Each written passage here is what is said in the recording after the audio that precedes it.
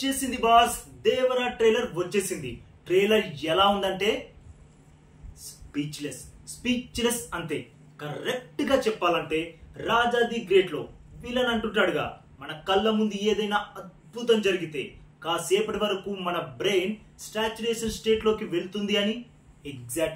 Exactly నాకైతే అలానే జరిగింది బాస్. ట్రైలర్ చూసాక తన్మయత్వంతో కూడిన సంభ్రమాశ్చర్యానికి లోనయ్యా. ఇక్కడ ఇంకో విషయం ఏంటంటే, కొరటాల శివ ఏమైనా రాజమౌళి బ్లాక్ బాస్టర్ హిట్ ఫార్ములాని వాడుతున్నాడా అన్న డౌట్ వచ్చింది బాస్. అదేంటంటే, ఫస్ట్ విలన్ క్యారెక్టర్ కి ఫుల్ హైప్ క్రియేట్ చేయడం, ఆ తర్వాత విలన్ ని కొట్టే హీరో క్యారెక్టర్ కి నెక్స్ట్ లెవెల్ ఎలివేషన్స్ ఇవ్వడం. ఇలా నాకెందుకు అనిపించిందంటే, దేవరా ట్రైలర్ స్టార్టింగ్ లో సైఫ్ అలీ ఖాన్ ని క్రూయల్ పర్సన్ గా చూపించారు. అలాంటి వాని గుండెల్లో భయాన్ని నింపే అరాచకమైన క్యారెక్టర్ లో ఎన్టీఆర్ విశ్వరూపాన్ని చూపించారు. అందుకే అనిపించింది కొరటాల శివ రాజమౌళి ఫార్ములాని వాడేసుకున్నాడా అని. నెక్స్ట్ డైలాగ్స్ గురించి చెప్పాలి బాస్.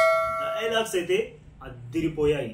ప్రకాష్ రాజ్ చెప్పే కులం లేదు మతం లేదు అనే డైలాగ్ అయినా, ఎన్టీఆర్ చెప్పే మనిషికి బ్రతికేంత ధైర్యం చాలు, చంపేంత ధైర్యం కాదు, కాదు కూడదు అని ఆ ధైర్యాన్ని కూడగడితే ఆ ధైర్యాన్ని చంపే భయాన్ని అవుతా.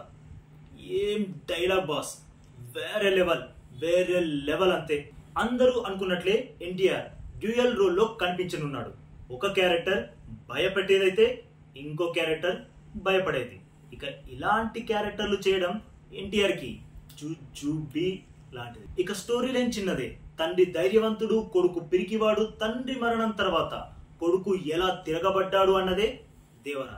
అయితే చూపించే విధానమే ఊహకందని విధంగా ఉండబోతుందని క్లియర్ గా అర్థమైపోతుంది.